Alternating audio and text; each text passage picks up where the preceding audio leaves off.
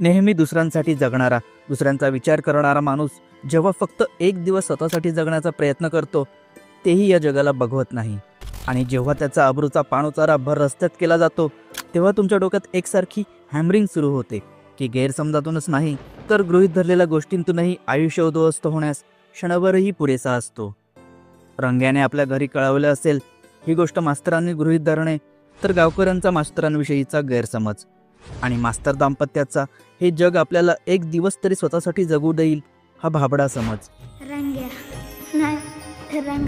याचं 70च्या दशकातलं शाळेत झालेलं पहिलं निरागस प्रेम किंबहुना आकर्षण, आपल्या आईच्या चोळीच्या कापडाने शिवलेल्या राजेश खन्नालाही लाजवेल अशा शर्ट पॅन्टने रंग्याचा त्याच्या बिस्किटापेक्षाही गोड असणाऱ्या कुकीला इम्प्रेस करण्याचा आटोकाट प्रयत्न.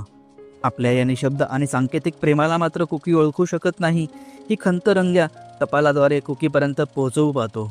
कारण समोरासमोर नजरेस नजर मिळून आपल्या प्रेमाची कबुली देण्याचं धाडस तो करू शकत नाही असं नाही, तर कदाचित समोरून झिडकारलेल्या प्रेमाचे घाव हे जास्त जिव्हारी लागतात म्हणून केलेली ही युक्ती.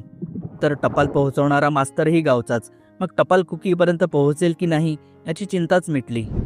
टपाल पेटीत टाकून प्रेमात बहरलेला रंग्या जग जिंकल्याच्या एटीत कुकीच्या आठवणींनीच घरचा रस्ता नाचत बागडत धरतो. पण घरी जाताना रस्त्यात तो जे पाहतो त्यात आपल्या रंग्याची उर्फ राजेश खन्नाची पॅन्टच ओली होते.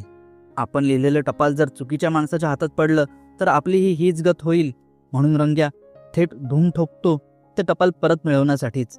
पण जसे तुम्ही एखाद्या उंच कड्यावरून उडी मारल्यानंतर तो तुमचा पॉईंट ऑफ नो रिटर्न ठरतो, तसाच टपाल पेटीत टाकल्यानंतर तो रंग्याचा पॉईंट ऑफ नो रिटर्न ठरतो. आता ते टपाल मिळवण्यासाठी सुरू होते रंग्याची खरी कसरत.